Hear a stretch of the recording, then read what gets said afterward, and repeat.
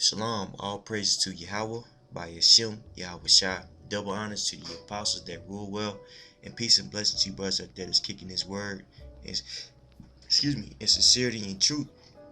Now, this is a part 2 of the video Abomination of Desolation.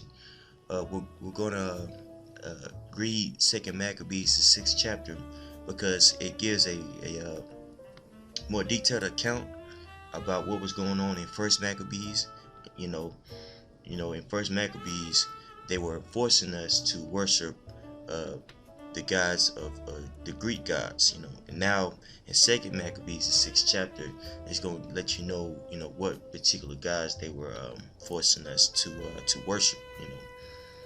So this is Second Maccabees 6:1. Not long after this, the king sent an old man of Athens to compel the Jews to depart from the laws of their fathers, and not to live after the laws of the Most High, and to pollute also the temple in Jerusalem, and to call it the temple of Jupiter Olympius, and that in Gerizim of Jupiter, the defender of the strangers, as they did desire that dwelt in the place. Now, these are the Greeks, and so the Greeks had a different name than Jupiter, which is Zeus.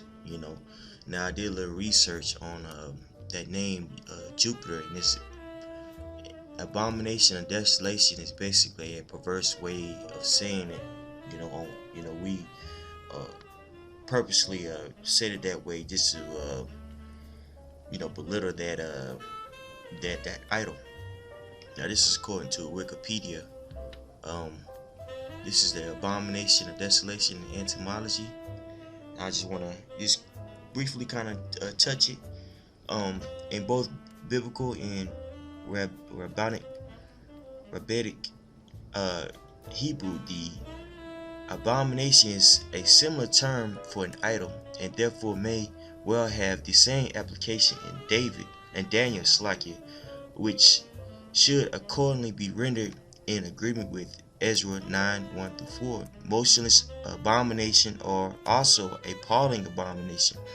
The suggestion of many scholars, Hoffman, Nestor, Bavan, and others, that as a designation for Jupiter, it is simply an intentional perversion of his usual appellation, and that just means name. Baal Shemayim, Lord of Heaven, is quite plausible.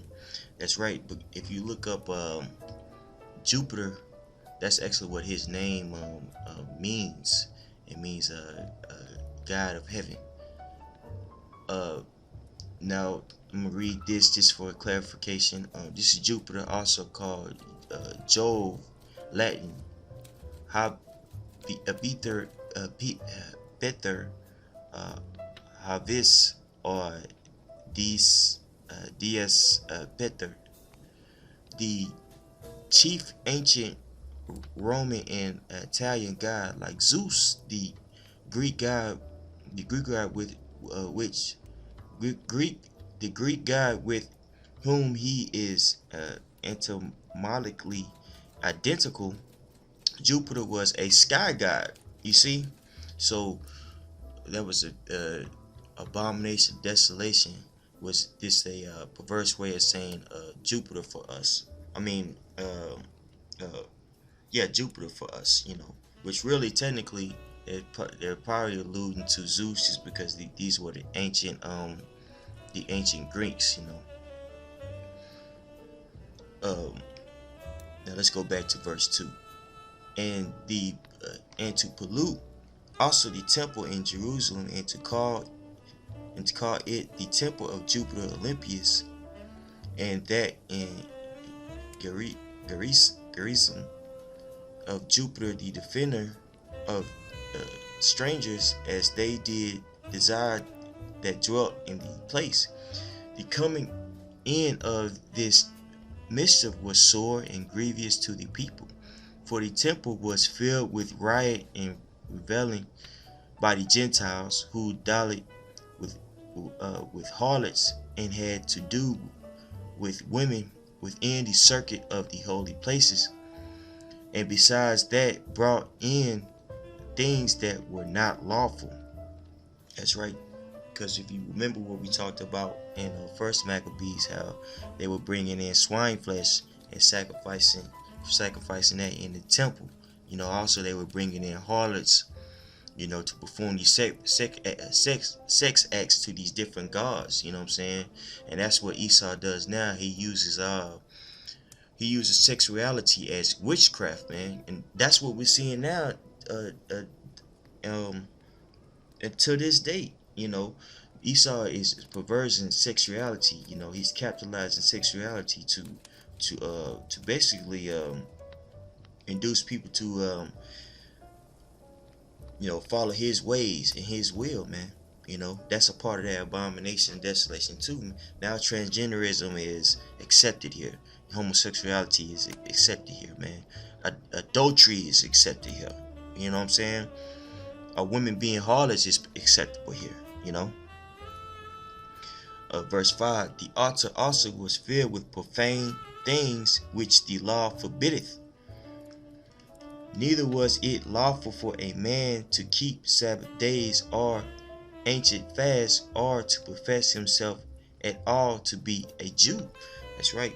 So, in the time of Maccabees, it was unlawful for us to profess that we were the lost tribe. Well, not the lost tribe, but the Israelites, man, or more in particular the Jews, bro. And now more than ever, you're seeing these different religious sects getting together and talking about tolerance. We all need to come under one banner, man. Do away with all the differences and things of that nature, bro.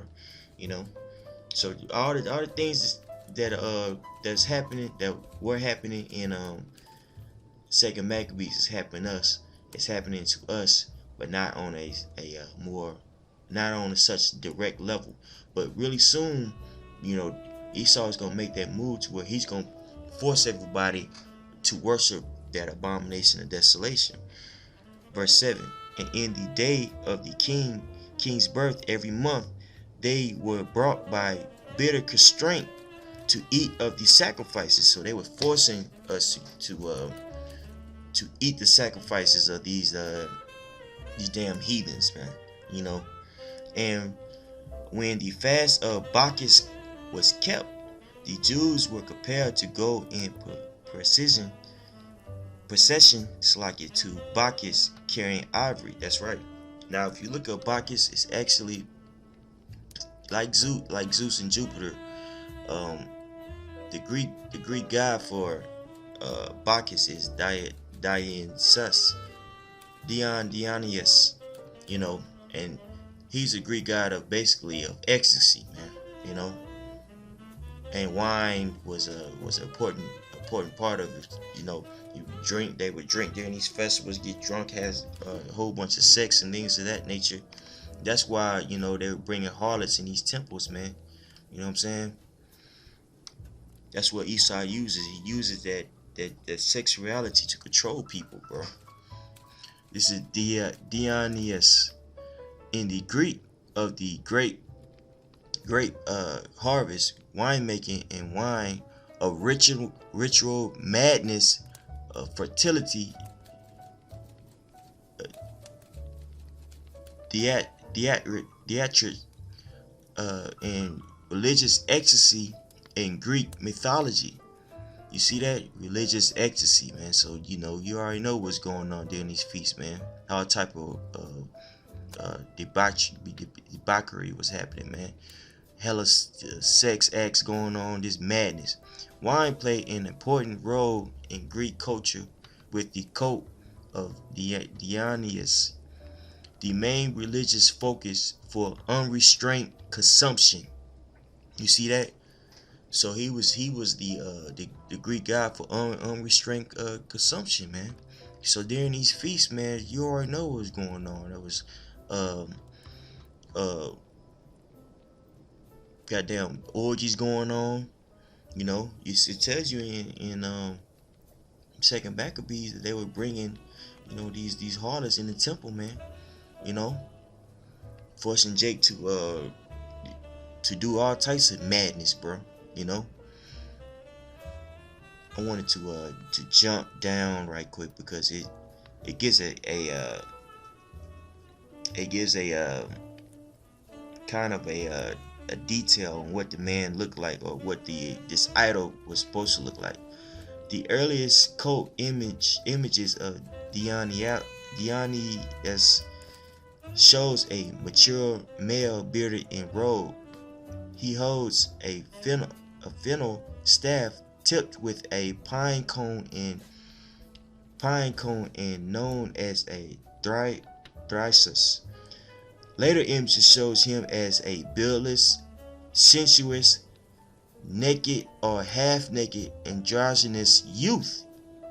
You see that? So that's why they're using this. That's why they're using this whole transgender thing, man. You know, they're using this. The coming on the same vibration as the forefathers, the Greeks, man. They're using transgenderism to make you worship that idol, man. Now, what is that idol now? She is the so-called white man. White supremacy. You feel me?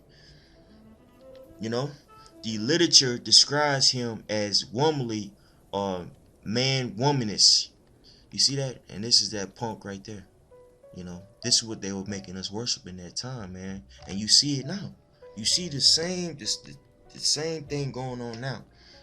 But see, this is more, as I said before, in the Maccabees, they were actually forcing us. Now it's more of a choice.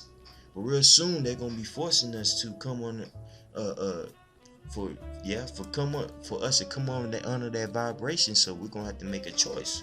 You know what I'm saying? This is what was that? 7, verse 7. Verse 7. And in that day of the king's birth, every month they were brought by bitter constraints to eat of these sacrifices. And when the feast of Bacchus was kept, the Jews were compelled to go in precision to Bacchus carrying ivory. Moreover, there went out a decree to the neighbor cities of the heathen by the suggestion of Ptolemy. That's another Greek. That was another Greek ruler at the time. Against the Jews, that they should observe the same fashions and be partakers of their sacrifices. And whoso would not conform themselves to the manners of the Gentiles should be put to death. Then might a man have seen the present miseries. That's right, man. So if you didn't comply to the ways of the Greeks, man, you were put to death, man. You had a lot of our people that just consented because they wouldn't lose their life, and you had a lot of our people that decided to flee. Decided to flee and actually decided to stand up to him, war against him, man. Verse 10. For there were 2 women brought who had circumcised their children, whom when they had openly led round about the city, the babes hanging at the breasts, they cast them down headlong from the wall. Damn. So they had these women hanging upside down, still had their babies hanging on their breasts, dog. It's crazy, man. All because these 2 women didn't want to follow the ways of the heathen, man. And we see that on such an indirect level now. When you stand up against homosexuality, or transgenderism, you know what I'm saying, or adultery, man, shoot, you're seen as somebody that's a religious conservative, or somebody who's outdated, somebody who's not rational, But real soon, the people who are standing up against these things, the way when I'm saying these ways, I mean the ways of the world. Hey, man, we're gonna have to. Some of us might have to die for this thing, man. You know what I'm saying? This is verse 11. And others, they had run together in caves nearby to keep the Sabbath day secretly, being discovered by Philip, were all burned together, because they made a conscience to help themselves for the honor of the most sacred day. That's right. So you have people dying for the Sabbath, man. You know, being willing to be burnt up. You know what I'm saying? It's a trip. Now I'm gonna read this last little part, then I'm gonna jump to Revelation 13 chapter. Now I beseech those that read this book, that they be not discouraged for these calamities, but that they judge those punishments not to be for destruction, but for a chastising of our nation. That's right. So when we read these things, man, we have to understand that, hey, we still doing a bid, and some of us that's doing a bid, you know, our sentences is death. You know what I'm saying? So, verse 13, for it is a token of his great goodness, which when wicked doers are not suffering any long time, but forthwith punished. For not as with all other nations whom Yahweh patiently forbeareth to punish till they be come to the fullness of their sins, so dealeth he with us. That's right, man. So hey, we got a bid, we got a tab that we had to pay, you know, in this time, and some of us had to pay it, you know, with death, and that's gonna be a lot of our people at this time, man. It says as a righteous man is going to scarcely be saved, how much more so for a sinner? A lot of 2/3 of our people are going to be destroyed when that time comes, man. You know, when they start issuing out this chip, man. You know what I'm saying? Let me find a good spot or place right here. This is Revelation 13 and 12. And he exercised all the powers. Now this is going into modern times, man. This is going speaking into what's going to happen. Our modern day abomination of desolation, man. To where he's going to make a move on us. He's going to be forcing us to take this chip, man. You know, but even before this chip, man, we're going to see a lot of calamities on the planet Earth, bro. You know, this is Revelation 13 and 12. And he exerciseth all the power of the first beast before him, and causeth the earth and them which dwell therein to worship the first beast, whose deadly wound was healed. And he doeth great wonders, so that he maketh fire come down from heaven on the earth in the sight of man, and deceiveth them that dwell on the earth by the means of those miracles which he had power to do in the sight of the beast, saying to them that dwell on the earth, that they should make an image to the beast, which hath the wound by a sword and did live. And he had power to give life unto the image of the beast, that the image of the beast should both speak and cause that as many as would not worship the image of the beast should be killed. That's right. So if we ain't worshiping the basically the image of the beast, the white supremacy and his ways, man, we're gonna eventually be killed, man. You know what I'm saying? If we're not following the will of or the ways of transgenderism, or accepting transgenderism, or accepting homosexuality, accepting idolatry, accepting adultery, accepting these other religions, coming together with all these people, man, we're gonna be put to death, bro. Verse 16, and he causeth all, both small and great, rich and poor, free and bond, to receive a mark in their right hand or in their foreheads, and that no man might buy or sell, save he that had the mark, or the name of the beast, or the number of his name. Here is wisdom. Let him that hath understanding count the number of the beast, For it is the number of a man, and his number is 600 threescore and six. That's right. So we know that that marker, that beast, is what the chip, man. And those of us, when I'm speaking of Israelites that receive that mark of the beast, they're gonna be destroyed. When Yahweh by Shem Yahshua, returns, bro. You know what I'm saying?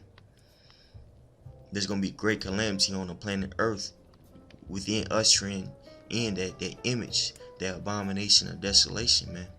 So just like in the time of Maccabees, just like when what Yahweh spoke of in Matthew 24th chapter, a lot of us, we're gonna have to flee.